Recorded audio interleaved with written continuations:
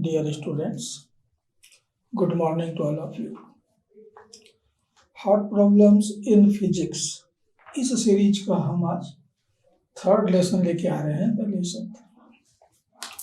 Lesson 3 start करने से पहले लेसन 2 में मैंने आपको जो होमवर्क के लिए 2 क्वेश्चन दिए थे, ये आपके ब्लैक बोर्ड में लिखा हुआ है। एक क्वेश्चन था क्वेश्चन नंबर 4 पिछले लेसन का, लेसन 2 का। क्या कहता है, ये point charge Q is placed inside a conducting spherical shell of inner radius 3r and outer radius 5r at a distance r from center of the cell. The electric potential at the center of the cell is, answers ये दिए हुए हैं। आप में से बहुतों ने तो सही आंसर का मालूम कर ही लिया होगा, लेकिन जिनसे नहीं बन पाया वो जरा चलिए मेरे साथ इस क्वेश्चन को सॉल्व करते हैं, और जिन्होंने बनाया वो भी जरा देखें कि ये हम किस मेथड से यहाँ पर सॉल्व कर रहे हैं। तो एक स्फेरिकल कंडक्टिंग सेल है जिसका इनर रेडियस कहता है 3r, आउटर रेडियस कहता है 5r। तो इस तरह का एक खोखला गोला है, कंडक्टर से बना हुआ। मान लीजिए कि सेंटर, इनर रेडियस कहता है 3r, आउटर रेडियस दिया हुआ है 5r, और सेंटर से r डिस्टेंस पर हमने एक पॉइंट चार्ज रख दिया है कैपिटल Q। ये Q चार्ज वहां पर रखा है। तो हमें इस सेंटर पर पोटेंशियल मालूम करना है कि कितना होगा। अब देखिए कि जो Q है ये बाय इंडक्शन इसके पास वाले सरफेस पर चार्ज प्रोड्यूस करेगा अपने ही बराबर लेकिन अपोजिट -Q, और दूर वाले सरफेस पर चार्ज प्रोड्यूस करेगा फिर से अपने बराबर लेकिन सिमिलर चार्ज।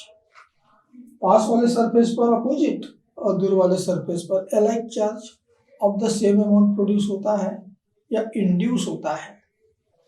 तो यहाँ पर बाय इंडक्शन भीतर वाले सरफेस पर हो गया -Q, बाहर वाले सरफेस पर आ गया +Q। तो इस पॉइंट O के पास 3 चार्जेस हो गए, एक जो आपने रखा और 2 जो बाय इंडक्शन प्रोड्यूस हुए हैं। किसी भी पॉइंट पर जो पोटेंशियल डेवलप होता है वो आसपास के सारे चार्जेस के कारण होता है। ऐसा नहीं कि केवल एक चार्ज वहां पर पोटेंशियल प्रोड्यूस करेगा, सारे चार्जेस पोटेंशियल प्रोड्यूस करेंगे। तो कितना पोटेंशियल होगा at the centre due to the charge, point charge Q। Point charge के कारण कितना होता है भाई, तो 1/4πε0 Q अपॉन द डिस्टेंस। तो उस पॉइंट का डिस्टेंस यहाँ से r है, इतना होगा। अब एक खोखला गोला जो होता है, खोखला गोला हॉलो स्फीयर, ये अपने सेंटर पर उतना ही पोटेंशियल प्रोड्यूस करता है जितना कि सरफेस पर होता है। और सरफेस पर कितना होता है, तो मिलता है 1/4πε0 द चार्ज, जो कि यहाँ पर -Q है, अपॉन रेडियस। तो -Q अपॉन 3r, रेडियस उसका 3r के बराबर है। और ये भी चार्ज एक स्फेरिकल सरफेस पर ही फैला हुआ है, ये भी सेंटर पर बनाएगा कितना, बिल्कुल इसी फॉर्मूले से 1/4πε0 Q अपॉन रेडियस इसका हो गया 5r। अब इतने को आपको सॉल्व कर लेना है, तो सॉल्व करने पे आपको मिलेगा C 1/4πε0 13Q/15r के बराबर आपको आएगा। ठीक है, देखिए ना, सबको जब एलसीएम लोगे तो 15r आएगा। तो 15r वाला एक ही आंसर है यहाँ पर, यही आपको मिलने वाला है। अब सॉल्व करके देख लीजिएगा।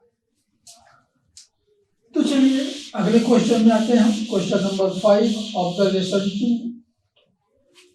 ये प्रोजेक्टाइल मोशन का प्रॉब्लम है। क्या कहता है, from A point on the ground A particle is projected with initial velocity u such that its horizontal range is maximum. The magnitude of average velocity during its ascent is, ऊपर उठते समय upward motion के लिए उसके average velocity कितनी होगी ये हमको बतलाना है। तो इनिशियल वेलोसिटी हो गया, या इसी को हम कहते हैं वेलोसिटी ऑफ प्रोजेक्शन। तो वेलोसिटी ऑफ प्रोजेक्शन ये हमको दिया u। दो बातें मालूम होनी चाहिए प्रोजेक्टाइल मोशन के लिए, एक तो है वेलोसिटी ऑफ प्रोजेक्शन और दूसरा angle of projection. Angle of projection ऐसा रखा है कि मैक्सिमम हॉरिजॉन्टल रेंज मिल रहा है, तो इसका मतलब क्या हुआ कि एंगल ऑफ प्रोजेक्शन जो होगा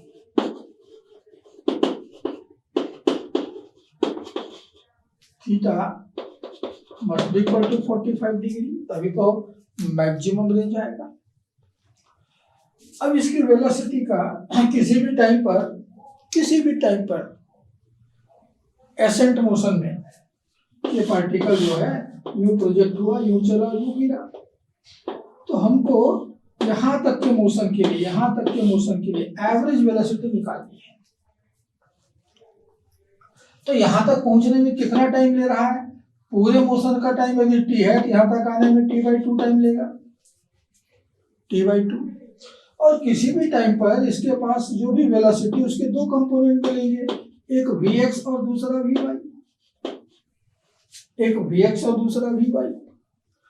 तो एट ए टाइम t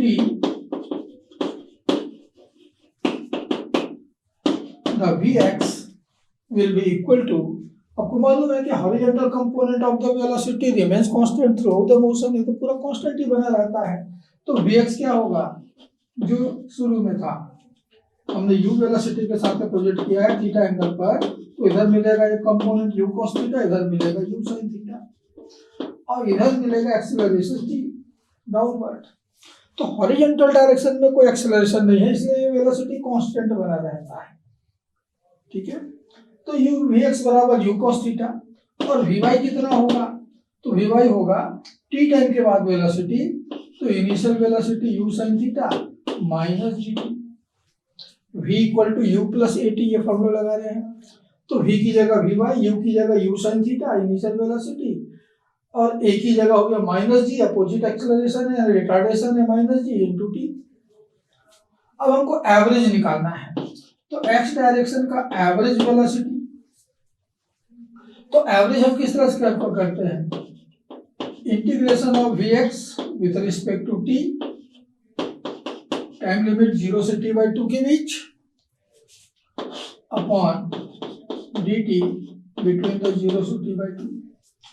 तो vx तो भाई u cos थीटा है, u कांस्टेंट, थीटा कांस्टेंट, तो पूरा कांस्टेंट हो गया। चलो लिख लेते हैं, तो u cos थीटा dt 0 से t/2 के बीच, अपॉन ये तो हो गया t 0 से t/2। मैंने कहा ना u constant, cos theta constant बाहर कर देते हैं, u cos थीटा की जगह मैंने 45 रखा, इंटीग्रेशन होगा केवल dt का, नीचे हो गया t/2। तो u cos 45 हो गया 1/√2, dt की इंटीग्रेशन हो गया t, लिमिट रखेंगे तो आ गया t/2 डिवाइडेड बाय t/2, ये तो आपका cancer. So u upon √2, the average velocity along horizontal direction during this time is u/√2। अब ऐसे ही निकालें एवरेज वेलोसिटी इन y डायरेक्शन, तो y डायरेक्शन के एवरेज वेलोसिटी बराबर होगा vy dt अपॉन dt, कितने टाइम के लिए? तो 0 से t/2, 0 से t/2। यदि पूरे के लिए पूछा होता तो हम t तक के लेते हैं, ठीक है, 0 से t। और vy कितना है? तो u sin theta minus dt और ये तो आपको मालूम है t/2 हो गया। अब यहाँ पर ये दो इंटीग्रेशन में बदल जाएगा, दो फंक्शन है, तो u sin theta dt between 0 से t/2 माइनस gt dt 0 से t/2 divided by t/2। Now u is constant, sin theta is constant, दोनों बाहर आ गए। तो u sin थीटा sin 45 हो गया 1/2 और dt की इंटीग्रेशन हो गया t/2 माइनस g। अब यहाँ पर t इंटीग्रेट होगा तो t इंटीग्रेट हुआ तो कितना हो गया t²/2 t²/2 0 से t/2 डिवाइडेड बाई t/2 तो u/√2 इंटू t/2 माइनस जी। अब t की जगह मैंने t/2 रखा, स्क्वायर किया तो t²/4 आया, नीचे 2 और है तो हो गया t²/8 डिवाइडेड बाई t/2। ठीक है, t/2 सब जगह से कैंसिल तो क्या मिलेगा u/√2 माइनस जी। t/2 कैंसिल हो गया, बच गया t/4 और नीचे तो पूरा कैंसिल ही हो गया। अब t is the time of flight और टाइम ऑफ फ्लाइट होता है 2u sin थीटा अपॉन जी। तो u/√2 माइनस g/4 और मैं t की वैल्यू रख रहा हूं 2u sin theta by G, 2u sin theta by G. तो g से g कैंसिल हो गया, 2 से 4 कैंसिल हुआ, 2 बचा तो u/√2 माइनस u/2 और sin थीटा यहाँ sin 45 है और sin 45 की वैल्यू होता है 1/√2।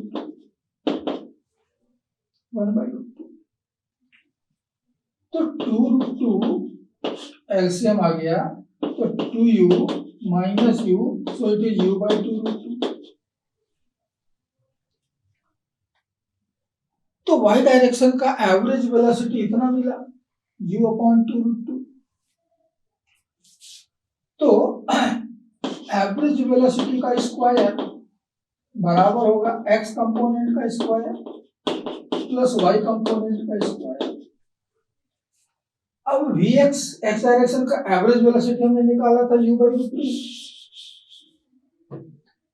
तो u/2 का स्क्वायर और ये तो इतना निकला हुआ u/2√2 तो प्लस u/2√2 का स्क्वायर। तो क्या आ गया u²/2 plus u²/8।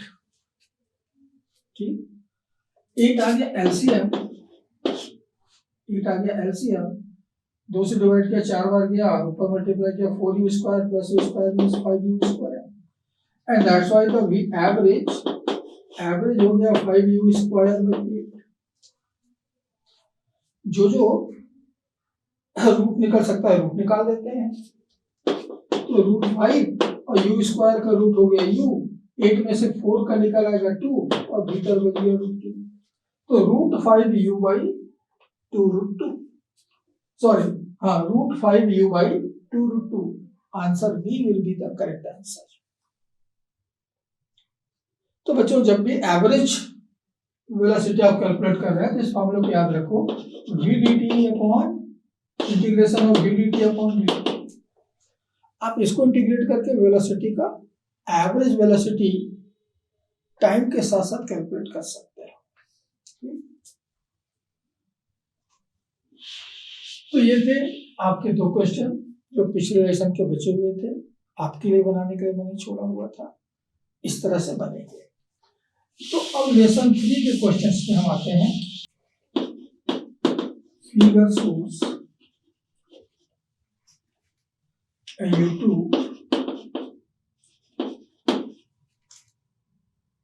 of uniform cross section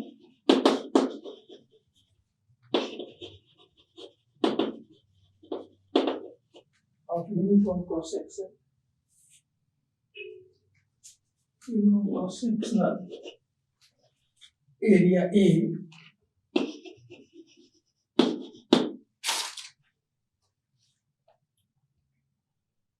accelerated with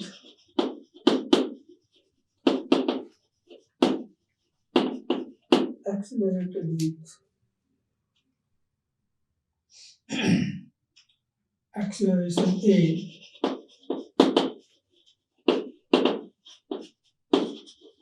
as shown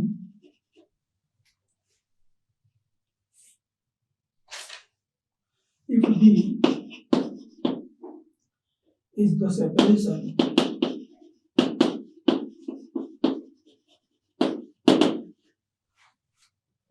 between the limbs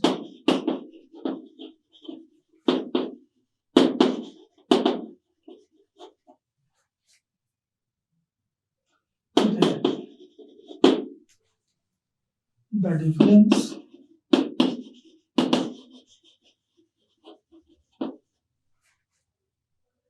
in the levels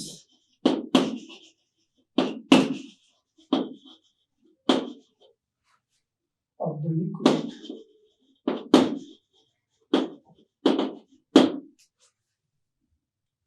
in the U-tube is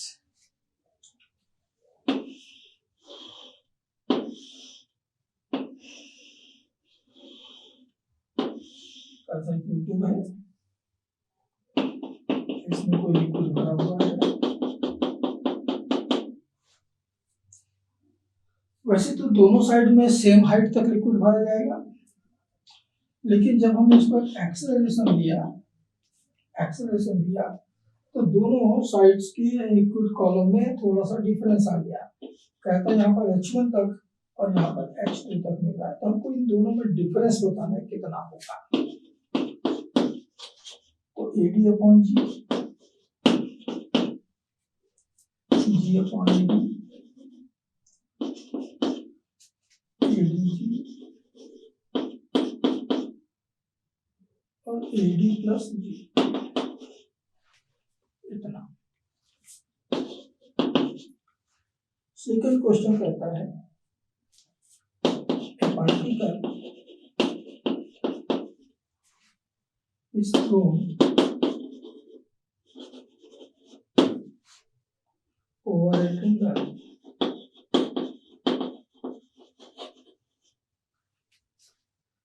from one end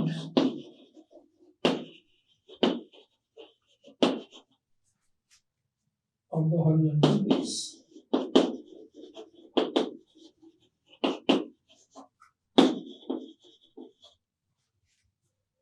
and origin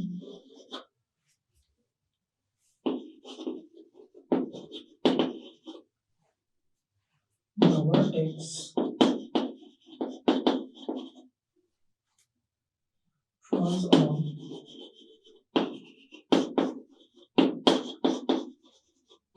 the other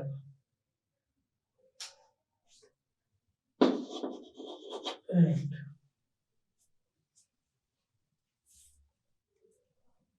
of the base.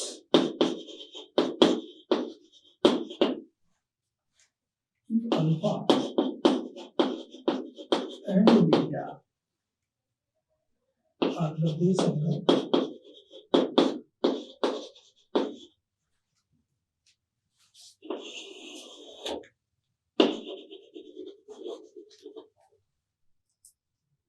and theta be the angle of projection,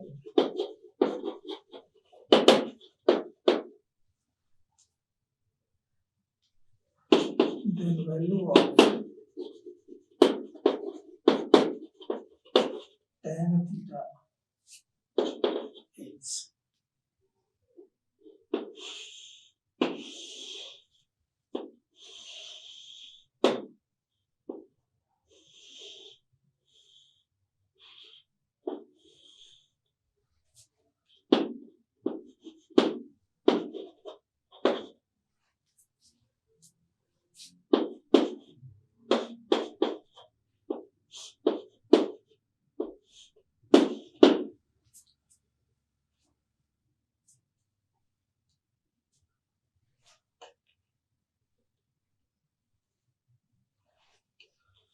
तो बच्चों अभी ये दो ही question हम लेते हैं फिलहाल। वैसे तो हम 3 क्वेश्चन डिस्कस करते हैं, तो अभी हम इसको क्वेश्चन लेकर के इसको जरा सा सॉल्व करके इसको जरा सा डिस्कस करते हैं। तो आपका जो पहला क्वेश्चन है ये लिक्विड के प्रेशर पर डिपेंड बेस्ड है। यदि इक्विलिब्रियम आ गई है तो इस पॉइंट पर, यहाँ पर इस पॉइंट को मैं ए नाम दे देता हूँ। इधर का जो प्रेशर होगा इधर का जो प्रेशर होगा वो इक्वल होगा, बराबर होंगे, ठीक है। तो दोनों साइड से प्रेशर इक्वल होना चाहिए। जब हमने यूट्यूब को इधर से एक्सेलरेट किया है टुवर्ड्स राइट हैंड साइड ए, तो लिक्विड का एक्सेलरेशन मिलेगा इसके अपोजिट, इधर मिलेगा ए, और इसलिए यहाँ पर एक प्रेशर एग्जर्ट होगा, ये प्रेशर लगाएगा, और इसके प्रेशर के कारण इधर लिक्विड ऊपर चढ़ जाएगा, और जब इधर लिक्विड ऊपर चढ़ा है तो इधर लिक्विड नीचे आएगा। तो इस पॉइंट पर, पॉइंट ए पर जो प्रेशर है वो दोनों साइड से इक्वल होना चाहिए, from left and from right.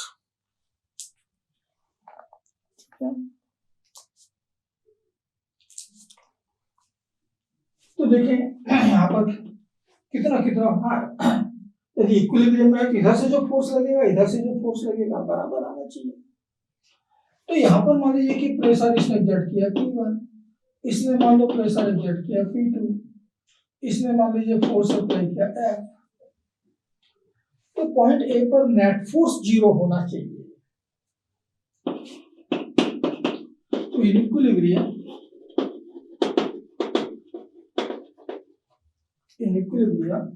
Net force on ए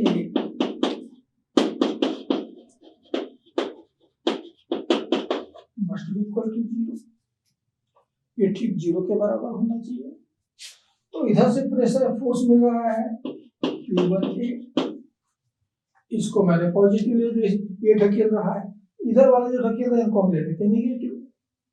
तो इधर से कितना मिला -P2A, force is equal to pressure into area, तो प्रेशर इनटू एरिया, और ये कितना फोर्स लगाएगा तो m into A, mass into acceleration, and it must be equal to 0। तो P1 into A minus P2 into A minus m, ये जो horizontal side है यूट्यूब का, इसमें कितना मास है लिक्विड का, कितना मास होगा, तो मास होता है वॉल्यूम इनटू डेंसिटी। तो वॉल्यूम कितना हुआ A, और इनके बीच का डिस्टेंस दिया हुआ है हमको, एरिया क्रॉस सेक्शन तो दिया A और डिस्टेंस दे रखा है हमको D, ये जो डिस्टेंस यहाँ से लेकर यहाँ तक ये डिस्टेंस हमको दे रखा है D। तो वॉल्यूम कितना हो गया A इंटू डी, और प्रेशर सॉरी डेंसिटी कहीं पर दिया नहीं तो अपन डेंसिटी ले लेते हैं, एज्यूम कर लेते हैं रो, तो AD rho into acceleration A is equal to 0। अब P1 कितना होगा तो H1 रो जी, P2 कितना होगा तो H2 rho G minus AD rho equal to 0। मुझे यहाँ से H1 माइनस H2 निकालना है, तो बाकी को एक तरफ कर लो, तो H1 माइनस H2 बच गया रो जी ए इक्वल टू AD रो ए, तो A और रो कैंसर, तो H1 माइनस H2 कितना आएगा ये अपॉन। तो दोनों साइड के इक्वल लेवल में जो डिफरेंस आएगा वो इतना आएगा AD अपॉन G, इतना। ठीक, पहला आप इस क्वेश्चन को थोड़ा और इजीली सॉल्व कर सकते हो। हाउ? इसको हम by applying dimensional formula, dimensional analysis भी हम इसको सॉल्व करके भी देख रहे हो ना, जितने आंसर हैं सबके डायमेंशंस अलग अलग हैं, सबके डायमेंशंस अलग है। यहाँ AD ऊपर है, यहाँ AD नीचे है, यहाँ AD के साथ में G मल्टीप्लाई हो गया, यहाँ पर AD के साथ में G ऐड हो गया, यानी सारे आंसर्स के डायमेंशनल फॉर्मूले अलग अलग हैं। तो हम डायमेंशनल एनालिसिस भी लगा करके इसको सॉल्व कर सकते हैं। क्या पूछा हमको? डिफरेंस इन लेवल्स में डिफरेंस इन हाइट्स, यानी कि आपका आंसर क्या है, एक हाइट है h यानी कि l, तो किसका डायमेंशनल फॉर्मूला l बच रहा है वही आपका करेक्ट आंसर होगा। तो पहले वाले का देखो, a the acceleration lt minus 2, d the length ये भी हो गया l upon g acceleration lt minus 2, तो क्या बच गया l। तो एल यानी कि लेंथ यानी कि हाइट यही बतला रहा है, इसलिए यही हमारा करेक्ट आंसर होगा। बाकी किसी में भी एल नहीं आएगा। देखो सेकंड वाले कितना आ रहा है, L T minus two upon L, ये है L T minus two into L T minus तो 1/l हो गया। 1/l यानी एल का पावर माइनस 1। हमें तो एल चाहिए, एल का पावर माइनस 1 नहीं चाहिए, गलत। ऐसे इसका भी तुम निकाल के दे सकते हो, L T minus two into L T minus to यानी एल क्यूब टी का पावर माइनस 4। Again wrong. और ये क्या मिला, ए डी प्लस जी, ये तो ऐसे ही गलत है। एक्सेलरेशन में एक्सेलरेशन जुड़ेगा, ये तो एक्सेलरेशन इंटू डी यानी कि लेंथ हो गया L T minus two into L यानी कि L square T minus two, और L square T minus two में एल टी माइनस टू तो कभी जुड़ ही नहीं सकता। एडिशन और सब्ट्रैक्शन किन में पॉसिबल होता है, बिटवीन द सेम क्वांटिटीज में। तो ये दोनों क्वांटिटी सेम नहीं है, मतलब ये आंसर ही अपने आप में पूरी की तरह टोटली रॉन्ग है। ऐसा हो ही नहीं सकता, एडी प्लस जी हो ही नहीं सकता। तो ये भी गलत, ये भी गलत, ये भी गलत। डायमेंशनली, तो डायमेंशनली आपका आंसर 1 ही करेक्ट होगा। तो आप इस तरह से थ्योरी से बना सकते हो, आप इस तरह से इसे भी बना सकते हो। प्रोजेक्टाइल मोशन से लिया गया है, लेकिन थोड़ा सा हटके। क्या किया, एक ट्रायंगल है, ट्रायंगल का एक बेस, ट्रायंगल का जो बेस है वो हॉरिजॉन्टल है। इसके एक एंड ई से हमने एक पार्टिकल यू वेलोसिटी और थीटा एंगल से इस तरह से प्रोजेक्ट किया है कि वो दूसरे कॉर्नर को यानी टॉप कॉर्नर को छूटा हुआ निकलता है और तीसरे कॉर्नर पे जाके गिरता है, तीसरे कॉर्नर पे जाके गिर रहा है। कहता है इस ट्रायंगल के बेस एंगल जो है अल्फा बीटा है और एंगल ऑफ प्रोजेक्शन थीटा है, तो हमें tan थीटा की वैल्यू हमको बतलाना है कितना होगा। इसका आंसर लिखना शायद मुझसे छूट गया, आंसर मैं आपके लिए लिख देता हूं।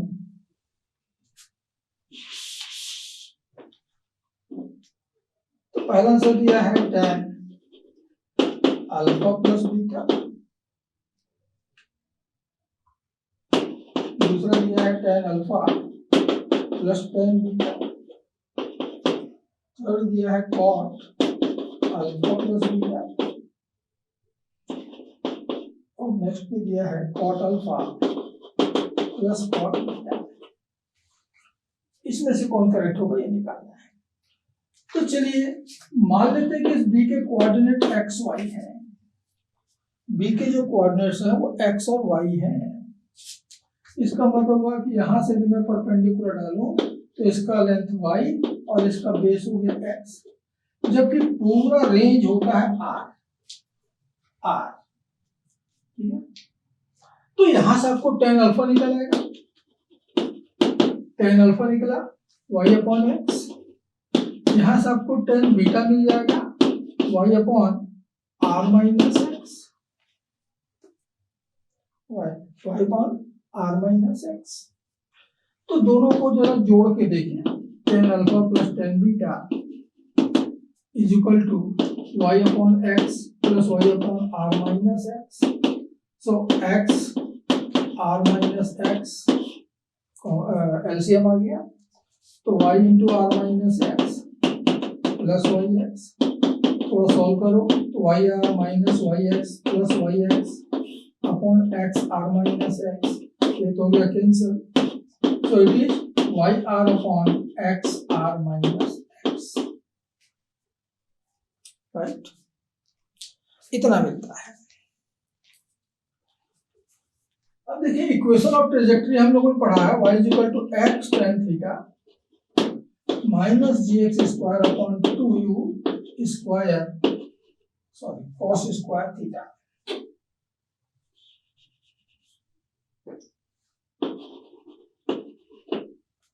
Square cos square theta,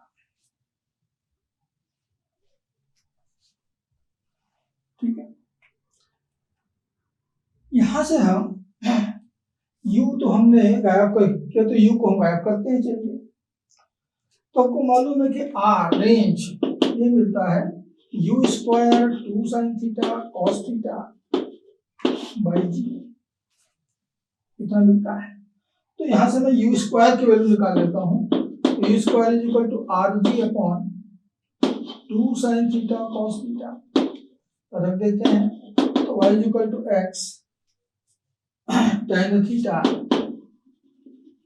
minus G X square upon 2, और यू स्क्वायर की जगह इतना रख रहा हूँ are G upon sine theta, 2 sine theta cos theta,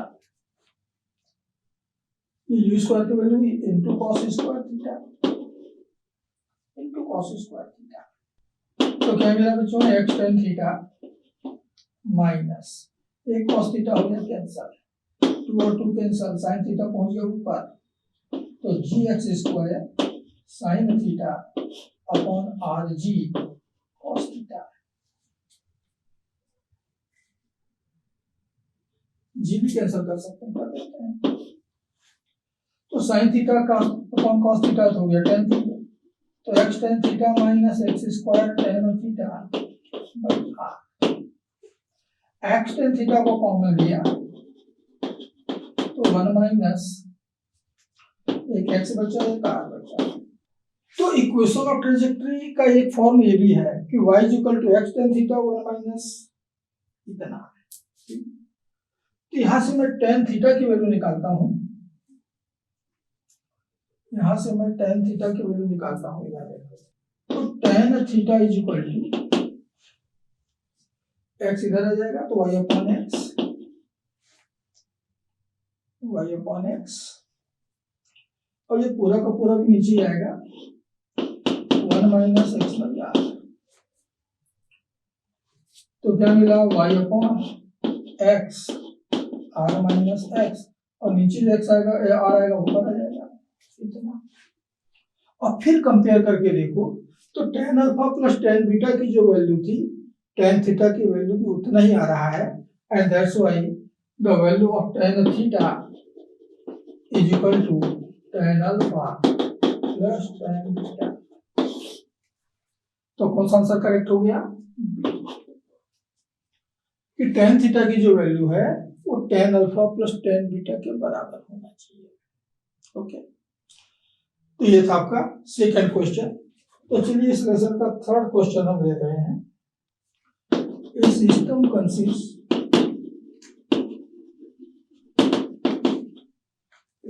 consists of a thin charged wiring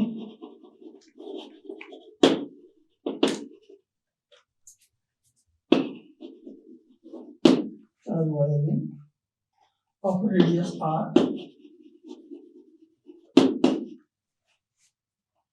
and a very long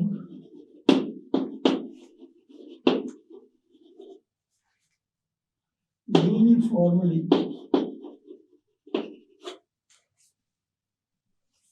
charged wire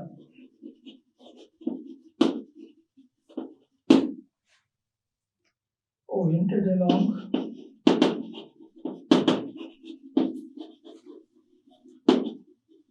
the axis of the ring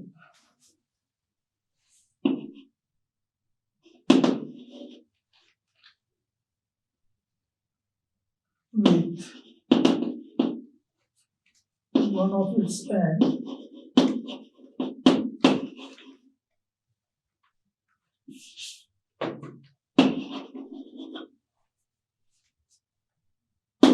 coinciding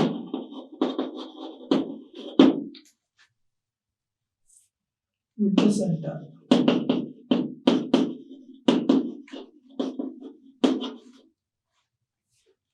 of the ring. The total charge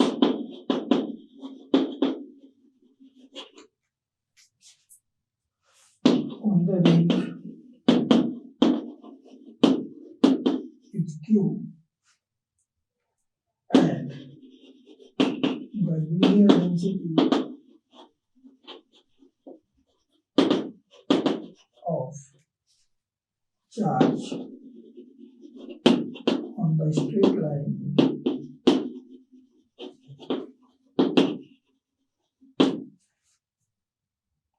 straight wire straight wire is lambda. Evaluate interaction force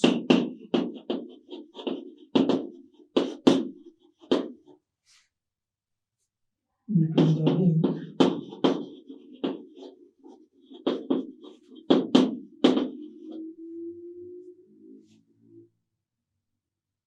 and the wire.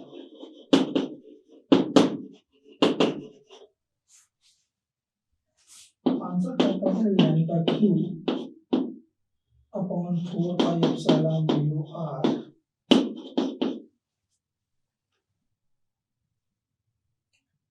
lambda cube upon 2 root 2 pi epsilon 0 r 2 root 2 lambda cube upon pi epsilon 0 r and 4 lambda cube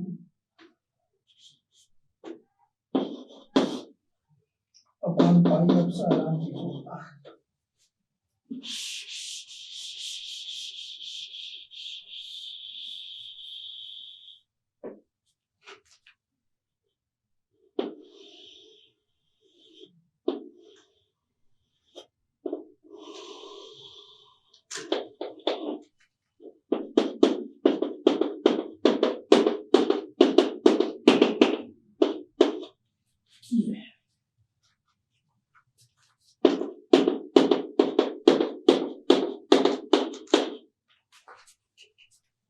इनके बीच में हमको interaction निकालना है कि इसका charge जो कि total Q करता है, इसका चार्ज जो यूनिट लेंथ पर लैम्डा कहता है, तो रिंग ने वायर के ऊपर या वायर ने रिंग के ऊपर कितना फोर्स अप्लाई कर रखा है, ये हमको निकालना है।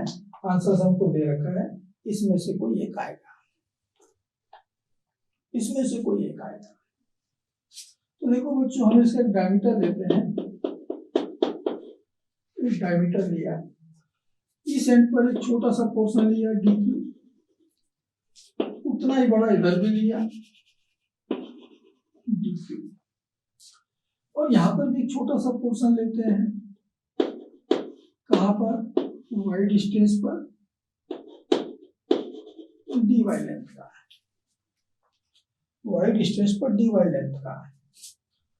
तो इस डी क्यू ने इस डी वाई पर कितना फोर्स अप्लाई किया, तो फोर्स तो दोनों को ज्वाइन करने वाले लाइन के डायरेक्शन में होगा।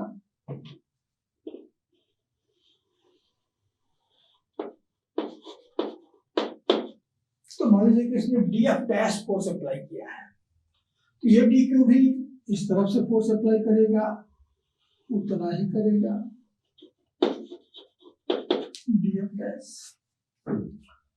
इस डी एफ डैश के हमको दो कंपोनेंट मिल जाएंगे, एक मिलेगा अगर एंगल थीटा है तो इधर D F dash cos theta, इधर मिलेगा D F dash sine theta.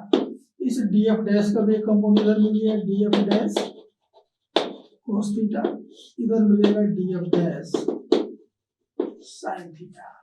तो ये जो कंपोनेंट है ये तो एक दूसरे को कैंसिल कर दिए, लेकिन ये कंपोनेंट सेम डायरेक्शन में से जुड़ जाएंगे, तो हम ये कहेंगे कि एक जो एलिमेंट है डी क्यू, उसने यहाँ पर कितना फोर्स अप्लाई किया है, तो D F dash cos theta के बराबर अप्लाई किया है। अब ये एंगल आमने सामने के एंगल ये भी थीटा होगा, ये इसका रेडियस हो गया आर। तो ये जो लाइन है इसकी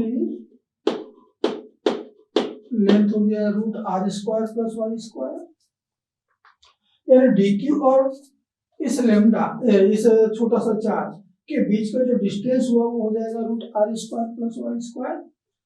तो नेट फोर्स या इफेक्टिव फोर्स का सकते हैं, इफेक्टिव फोर्स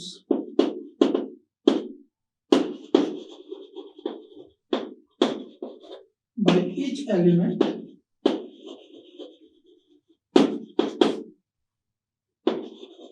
DQ, हम इसको DF मान रहे हैं, बराबर मिल रहा है DF dash cos theta, DF dash cos theta. ये इफेक्टिव फोर्स होगा। ये कंपोनेंट तो कैंसिल हो रहा है, तो ऐसे हम इधर इधर ले सकते हैं, इधर ले सकते हैं, सब एक दूसरे की तरह कैंसिल करेंगे, केवल ऊपर वाला ही बचेगा। तो हर एक एलिमेंट का इफेक्टिव फोर्स इतना होगा। अब डीएफ डायस में इन दोनों फोर्सेस के बीच का इन दोनों चार्जेस के बीच का फोर्स तो कितना होगा? तो कूलम्ब्स लॉ कहता है 1/4 एक चार्ज dq, दूसरा चार्ज, तो भाई यूनिट लेंथ पर चार्ज है लैम्डा, तो dy लेंथ पर कितना हो जाएगा? तो लैम्डा इनटू dy, ये दूसरा चार्ज हो गया, upon square of the distance, तो r square plus y square into cos theta, तो cos थीटा होता है base upon hypotenuse, r upon root r square plus y square. इतना हमको एक दे रहा है, तो 1/4 pi epsilon naught r upon r square plus y square का पावर 3/2 लैम्डा, और मिल गया dq dy, इतना हुआ। तो फिर इस पूरे रिंग ने इस एलिमेंट के ऊपर कितना फोर्स अप्लाई किया? तो force applied by the ring on the element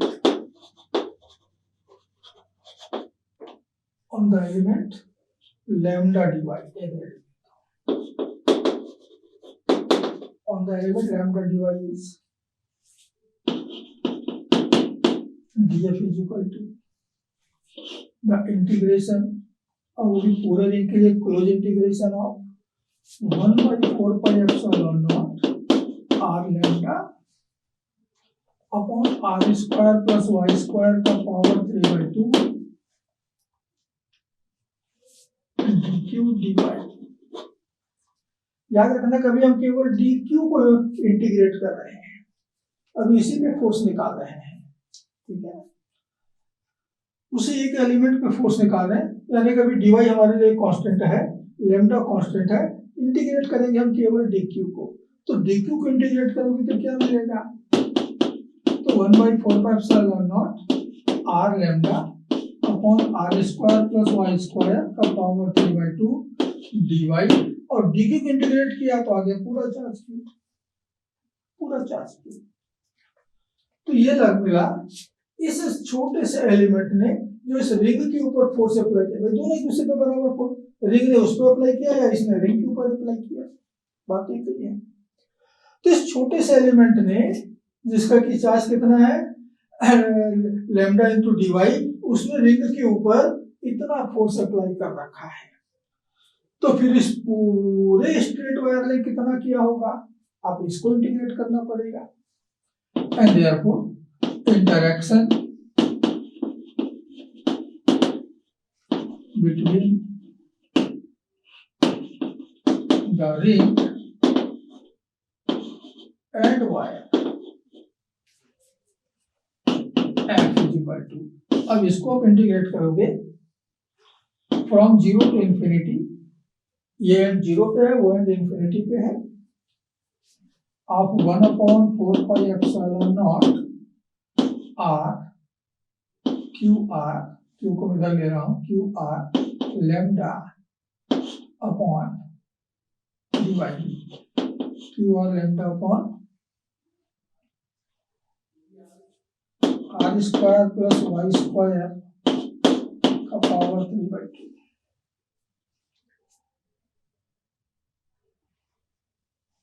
इतना हुआ है। अब यदि हम इसको इंटीग्रेट कर दें y के रिस्पेक्ट में तो अपना काम बन जाएगा।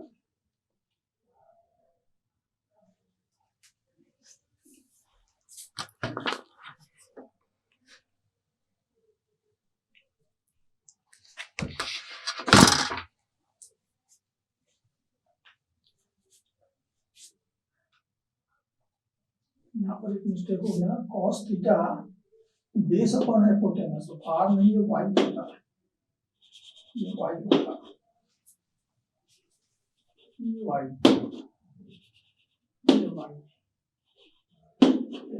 अब ठीक है, तो चलिए मान लेते हैं R square plus Y square equal to X square. इतने की जगह हमने एक्स स्क्वायर मान लिया, डिफरेंशिएट करो तो आर तो भाई कांस्टेंट है 0, डिफरेंशिएट किया तो ये 2y dy equal to 2x dx, 2 और 2 कैंसिल, तो y dy की जगह मैं रख सकता हूँ x dx, तो रख देते हैं। अब इतनी जगह मैं रख सकता हूँ x स्क्वायर, तो हमको मिल गया। अच्छा हाँ, लिमिट भी चेंज करना पड़ेगा। when y is equal to 0 x is equal to r, y 0 रखेंगे तो x की वैल्यू r मिल जाएगा, and when y is equal to infinity x is also equal to infinity, क्योंकि इंफिनिटी रखेंगे तो x की वैल्यू इंफिनिटी आ जाएगा। तो इंटीग्रेशन की लिमिट बदल रही है r to infinity 1/4 pi epsilon naught q lambda. अब y dy की जगह मैं रख रहा हूँ x dx, और इतनी जगह मैंने रख दिया x square to the power 3/2, तो 2 और 2 तो कैंसिल हो गया, तो f is not equal to integration between r to infinity of 1/4 pi epsilon naught q lambda x dx upon x का पावर 3, x का पावर 3 बचा, एक x और कैंसिल हो गया, तो r to infinity 1/4 pi epsilon naught q lambda upon x square dx। अब 1/x square में x का पावर -2, x का पावर -2 को इंटीग्रेट करोगे तो क्या हो जाएगा, तो 1/4 pi epsilon naught q lambda तो कांस्टेंट है, 1/x स्क्वायर को हम इंटीग्रेट कर रहे हैं तो मिलेगा -1/x r टू इंफिनिटी, तो it is q lambda by 4 pi epsilon not, पहले ऊपर वाला रखेंगे तो -1/इंफिनिटी माइनस नीचे वाला रखेंगे तो आ गया -1/r, तो -1/इंफिनिटी तो 0 हो गया, बच गया 1/r, so it is q lambda by 4 pi epsilon not, इतना मिलेगा। तो दोनों के बीच का जो इंटरेक्शन है, यानी वायर ने रिंग के ऊपर या रिंग ने जो वायर के ऊपर फोर्स अप्लाई किया है वो इतना होगा लैम्डा क्यू अपॉन 4 पाई एप्सिलॉन नॉट r। ओके, तो बच्चों ये थे 3 हॉट क्वेश्चन जिसका कि हम लोगों ने डिस्कशन भी किया। अब 2 क्वेश्चन आपके लिए, आप इनको घर में बनाइए, बनता है तो बहुत अच्छा, लेकिन बाय द वे किसी बच्चे से मान लो ये नहीं बना तो हम इसका डिस्कशन नेक्स्ट लेसन यानी कि लेसन 4 में करेंगे। नेक्स्ट लेसन में का डिस्कशन आपको मिलेगा। तो क्वेश्चन नंबर 4, 2 कोहेरेंट पॉइंट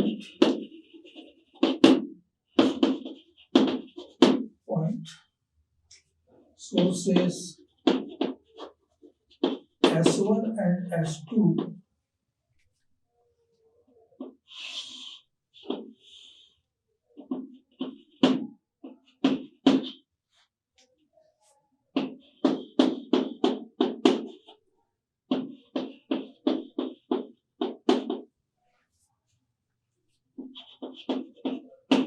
ये सादा को फिगर दिया हुआ है।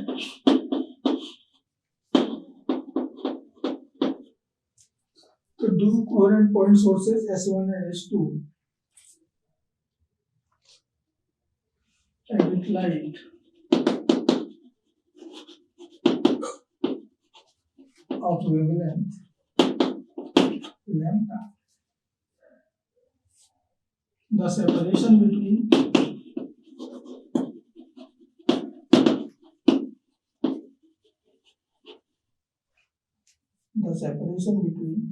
them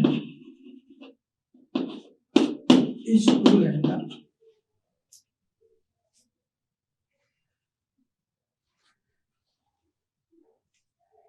as shown in figure.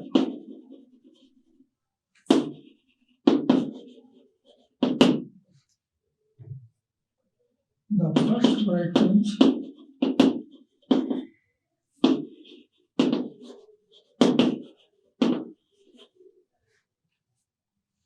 first right hinge is formed at P due to interference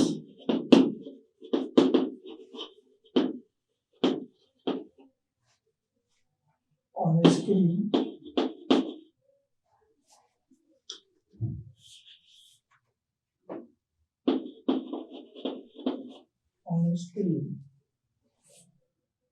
placed at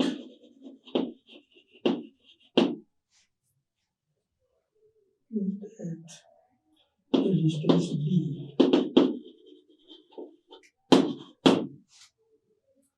where D is too much greater than lambda, then OP is 2.0 है।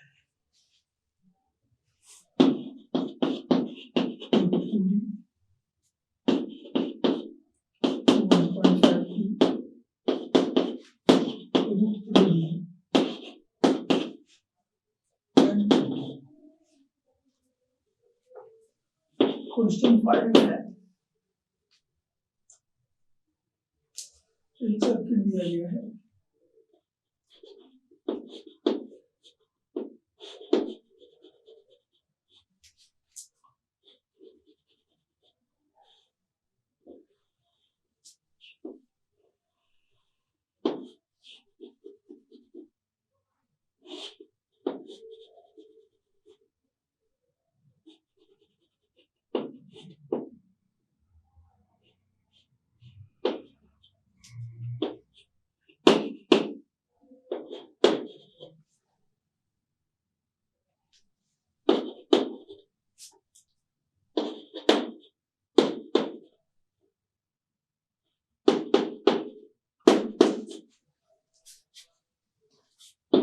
so in the circuit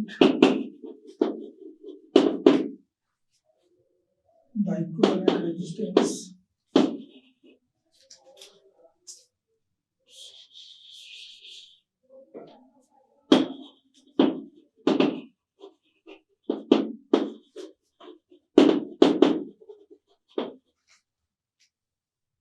between A and B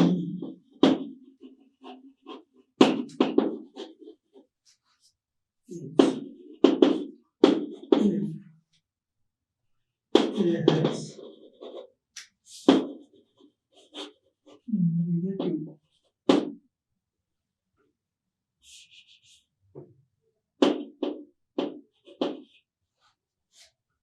potential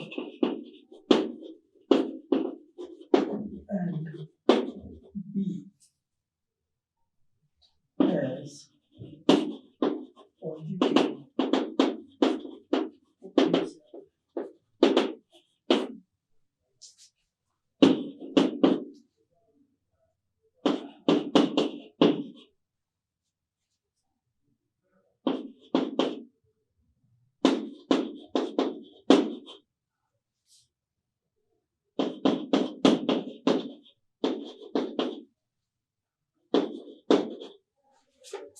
तो बच्चों 2 question है जो कि आपके लिए homework है, अगले लेसन में आप इनके सॉल्यूशन के साथ बैठिएगा तो डिस्कशन समझने में, डिस्कशन देखने में, डिस्कशन सुनने में फिर ज्यादा मजा आएगा। तो आप इन क्वेश्चंस को जरूर सॉल्व कीजिए, हो सके तो आप रिसर्च कीजिए, आपके पास जो लिटरेचर है वो सारा छान मारिए और देखिए कि क्वेश्चन किस तरह से बनते हैं। और बाय द वे फिर भी यदि आपको क्वेश्चन बन भी गया, समझ में नहीं आया, ऐसा भी होता है कई बार कि बुक ने जो क्वेश्चन बनाया, सॉल्व किया है, सॉल्व तो कर दिया, आंसर भी आ गया, लेकिन उसमें कुछ पॉइंट्स हमको समझ में नहीं आ रहे हैं कि आखिर ये कैसे लिया, उसने क्यों लिया, ऐसा भी होता है। तो सारा का सारा डिस्कशन हम नेक्स्ट लेसन यानी कि लेसन 3 के बाद जो लेसन 4 आएगा उसमें हम लोग इन 2 क्वेश्चन का डिस्कशन करेंगे और उस लेसन के फिर से वैसे 3 और क्वेश्चन हम लोग डिस्कस करेंगे जो कि हॉट प्रॉब्लम्स हैं, जो आपके जेईई या नीट के एग्जाम्स में आए हुए हैं या इसी तरह के क्वेश्चन आपके आते हैं। हो सकता है कि डेटा हम थोड़ा चेंज कर दिए हों, नीट में आया है लेकिन वहां पर ये वैल्यूज कुछ अलग होंगे, यहाँ पर मैंने वैल्यू थोड़ा चेंज कर दिया है, बस इतना सा है। वैल्यू तो कोई भी चेंज कर सकता है। तो ये क्वेश्चन जो है आपका जेईई में आया हुआ है, वो क्वेश्चन आपका नीट में आया हुआ है। दोनों ही बहुत अच्छे क्वेश्चन है, बहुत प्यारे क्वेश्चन है। जरा सॉल्व करके देखिए, और फिर भी यदि नहीं बन पा रहा है या कहीं से बना हुआ मिला लेकिन समझ में नहीं आ रहा है तो मुझे अगले लेसन में मुझसे मिलिए। तब तक के लिए सबको नमस्कार, जय हिंद।